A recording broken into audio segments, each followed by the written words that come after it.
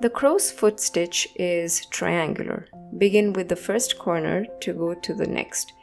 Pluck a bit of fabric and move to the third corner to do the same. Come back to the first corner.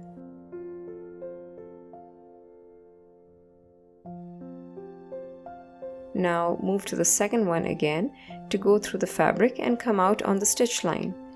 Move to the next corner and continue the process.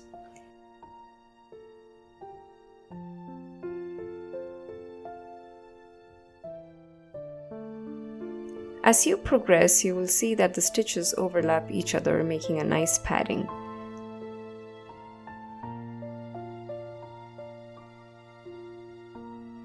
The weaves are tight, and so this stitch is perfect for mending any small damage or holes in the fabric.